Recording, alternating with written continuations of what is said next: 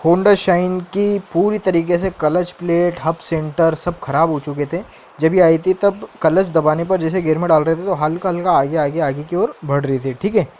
अभी इसके अंदर हमने पूरा हाउसिंग किट जैसे बोलते हैं क्लच असेंबली वो डाल दी है, ठीक है।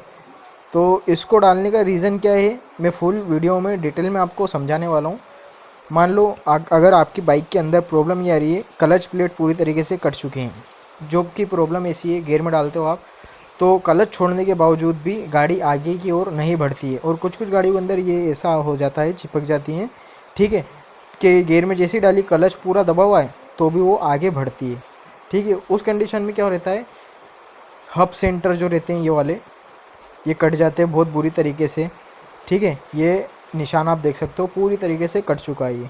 उसके बाद मैं दिखाता हूँ प्रेशर प्लेट, ये भी बहुत बुरी तरीके से कट चुकी है, देख सकते हो आप, ठीक है। इसके अंदर अगर मैं चाहूँ तो क्लच प्लेट डालकर चला सकता हूँ ये आइटम, है ना। इतने निशान आए हैं कि चल सकती है, क्लच प्लेट डाल देता हूँ, फर्स्ट क्लास हो जाएगी बाइक, कोई दिक्कत नहीं आएगी। अगर लंबे समय तक आपको सर्विस अच्छी चाहिए, क्लच साइड कुछ ओपन नहीं होना चाहिए, ठीक है, क्योंकि क्लच प्लेट, हब सेंटर ये सब तो डाल दूँगा मैं, बाकी ये स्प्रिंग पुरानी ही रहेगी, क्योंकि स्प्रिंग ये खुल जाती है, खुलने का मतलब ये चौड़ी हो जाती है, क्योंकि हीटिंग रहती है गाड़ी, ऑयल पूरा गर्म रहता है, पूरा इंजन गर्म रहता है। और अगर क्लच फुल टाइट करने के बावजूद भी आगे बढ़ रही है गाड़ी तो ये एक तरीके से स्प्रिंग खुल जाती है, जो कि क्लच ऑटोमेटिक काम करने लग जाता है उस हिस्से में, मतलब हार्ड हो जाता है क्लच, एक तरीके से बोले अपन तो हार्ड होने लगता है, ठीक है। तो इस स्प्रिंग से बहुत ज़्यादा लेना देना है।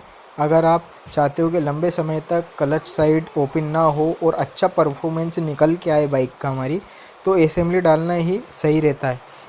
सारा मसला इस स्प्रिंग का भी रहता है, हब सेंटर और क्लच प्लेट तो आप डाल देते, बाकी स्प्रिंग पुरानी ही रहती, ठीक है। तो स्प्रिंग अलग से नहीं मिलती, इसके लिए आपको हाउसिंग किट ही डालना पड़ेगा। तो क्लच साइड स्प्रिंग का भी बहुत ज़्यादा रोल रहता है एक तरीके से, ठीक है। तो कभी भी आपकी बाइक के अंदर ऐसी प्रॉब्लम या दिक्कत आती है तो हब सेंटर नहीं, पूरी असेंबली ही डलवाएं, ठीक।